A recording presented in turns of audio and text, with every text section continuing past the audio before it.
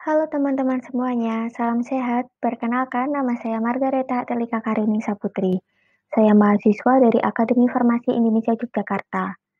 Pada kesempatan kali ini, saya ingin berbagi pengetahuan dan menjelaskan kepada teman-teman tentang apa sih anestesi umum dan lokal. Pasti teman-teman tidak asing dong dengan kata-kata anestesi. Ya, anestesi biasanya dilakukan sebelum adanya kegiatan pembedahan atau operasi yang dilakukan oleh dokter. Nah, saat ini saya akan menjelaskan lebih lanjut tentang apa itu anestesi umum dan lokal, apa saja perbedaannya. Yuk kita bahas bareng-bareng. Yang pertama adalah anestesi umum. Anestesi umum ini digunakan untuk menghilangkan rasa sakit secara terpusat, disertai dengan hilangnya kesadaran. Perbedaannya apa dengan anestesi lokal? Anestesi lokal digunakan untuk menghilangkan rasa sakit secara terbatas pada daerah tubuh tertentu. Jadi hanya bagian tubuh yang diberikan anestesi lokal saja yang akan mengalami mati rasa. Jadi teman-teman tidak akan kehilangan kesadaran. Nah, biasanya disebut juga dengan bius lokal. Kemudian untuk macam-macam dari anestesi umum, ada anestesi inhalasi dan juga anestesi parenteral. Anestesi inhalasi ini berupa gas atau cairan yang diuapkan menggunakan mesin anestesi dan masuk ke dalam pernafasan.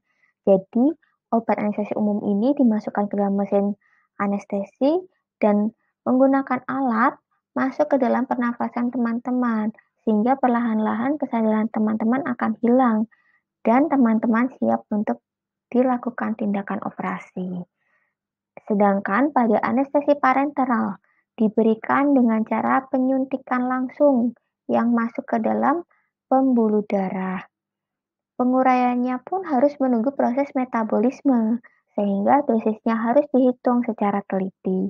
Kadarnya harus dipertahankan dengan penyuntikan berkala atau pemberian infus berlanjut. Jadi misal nih, teman-teman sedang melakukan operasi dan diberikan anestesi parenteral. Nah, anestesi ini hanya bertahan selama 30 menit. Tetapi teman-teman belum selesai operasi, maka diberikan kembali anestesi parenteral sehingga operasi dapat berlanjut dan teman-teman tidak merasakan kesakitan. Selanjutnya, ada macam-macam obat dari anestesi umum. Di sebelah kiri ada anestesi inhalasi, yaitu berupa haloten dan isoflurane. Sedangkan di sebelah kanan ada anestesi parenteral, berupa ketamin dan propofol. Nah, bagaimana sih mekanisme kerja dari anestesi umum ini? Nah, obat anestesi lebih menimbulkan gangguan pada transmisi eksitatorik daripada menguatkan efek inhibitorik. Saluran klorida dan kalium merupakan saluran ion inhibitorik utama sebagai kandidat efek anestetik. Efek dari anestesi sendiri mengakibatkan memperkuat penghambatan atau mengurangi eksitasi dalam SSP atau sistem syaraf pusat. Kemudian, apa itu indikasi dan kontraindikasi? Indikasi merupakan keadaan di mana obat tersebut diberikan. Obat tersebut itu diberikan untuk apa? Dalam keadaan apa? Jadi, anestesi umum digunakan atau diberikan saat tindakan operasi besar dan luas yang memerlukan ketenangan pasien dengan waktu bedah yang panjang, seperti contohnya operasi bedah jantung, pengangkatan batu empedu, dan bedah rekonstruksi tulang.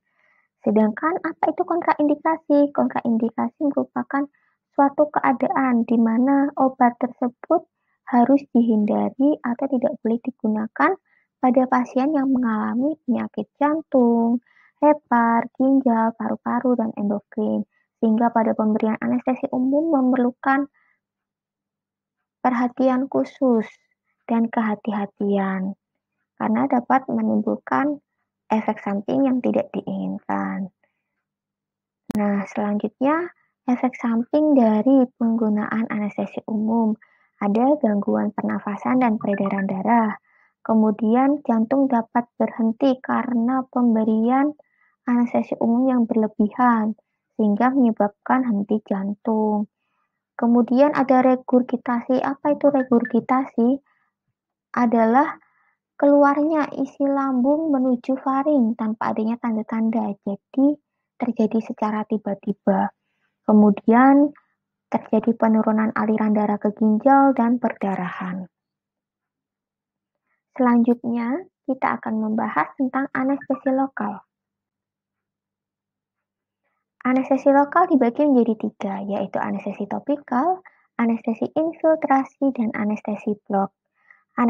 Anestesi topikal biasanya itu berupa salep dan hanya digunakan untuk menghilangkan rasa sakit di bagian tertentu, di bagian yang dioleskan saja, karena hanya mengenai ujung-ujung urat syaraf dan tidak masuk ke pembuluh darah. Selanjutnya ada anestesi infiltrasi, digunakan untuk rahang atas ataupun rahang bawah, yang biasanya digunakan pada anak-anak karena penggunaannya lebih mudah dan efektif. Dan yang ketiga ada anestesi blok, digunakan untuk pencabutan gigi molar tetap. Biasanya anestesi lokal ini digunakan untuk operasi mata, perawatan gigi, menjahit luka kecil, dan berbagai operasi kecil lainnya. Biasanya juga berupa suntikan atau salep, atau juga krim yang ditempatkan pada area yang dituju atau yang diinginkan. Nah, apa saja sih obat-obat dari anestesi lokal ini? Jadi, obat-obat anestesi lokal ini dibagi menjadi 2 golongan, yaitu ada golongan ester di sebelah kiri dan golongan amida di sebelah kanan. Golongan ester ada kokain dan pokain sebagai contohnya. Pasti teman-teman tidak asing dengan kokain ini. Kokain ini banyak disalahgunakan, tetapi di dunia medis dengan dosis dan takaran yang sudah disesuaikan digunakan sebagai anestesi lokal, sehingga bisa sebagai menghilangkan rasa nyeri untuk pembedahan atau operasi. Dan yang pada golongan amida ada lidokain.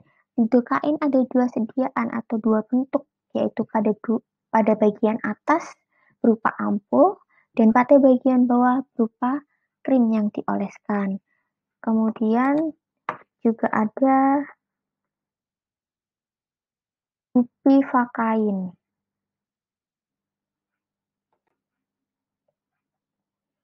Nah, mekanisme kerja dari anestesi lokal ini menyebabkan blokade yang reversibel atas konduksi sepanjang serat syaraf.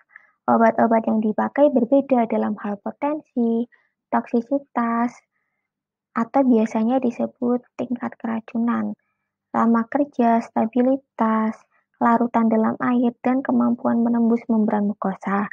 Kesesuaian obat dalam berbagai cara pemberian, misalnya secara topikal atau pada permukaan kulit, infiltrasi, plexus, epidural, ekstradural, atau blokade spinal.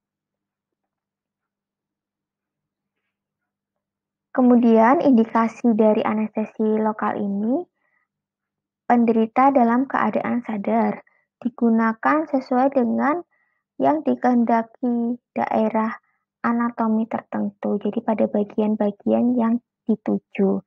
Kemudian pada daerah yang diinjeksi tidak terdapat pembengkakan.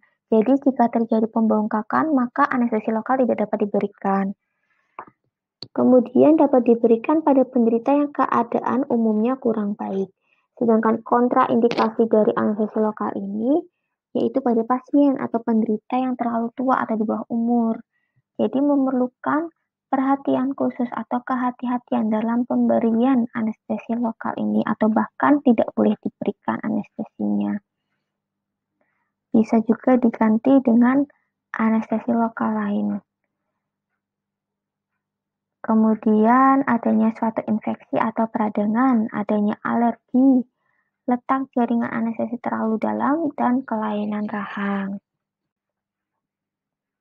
Efek samping dari penggunaan anestesi lokal ini yaitu timbulnya rasa cemas, gugup, dan takut. Peningkatan denyut jantung juga naiknya tekanan darah. Jika anestesi lokal ini diberikan overdosis, maka dapat menyebabkan aritmia, infark miokard, dan stroke yang merupakan penyakit jantung, dan juga dapat menyebabkan reaksi alergi ringan. Ini merupakan sumber-sumber yang saya gunakan sebagai acuan dalam menyusun presentasi pada hari ini. Nah, tibalah kita di ujung akhir presentasi. Terima kasih untuk waktu yang sudah teman-teman luangkan. Terima kasih untuk perhatian teman-teman semuanya, sehingga saya boleh menyampaikan bahasan atau materi tentang anestesi umum dan lokal. Semoga materi ini bisa berguna untuk menambah pengetahuan teman-teman tentang apa sih itu anestesi umum dan anestesi lokal, apa sih perbedaan dan macam-macam obatnya. Semoga bisa juga digunakan untuk hal-hal yang baik dan juga untuk kepentingan yang baik. Terima kasih untuk waktu yang sudah diberikan dan kesempatan yang sudah teman-teman berikan kepada saya. Sehat selalu dan sampai jumpa di lain waktu.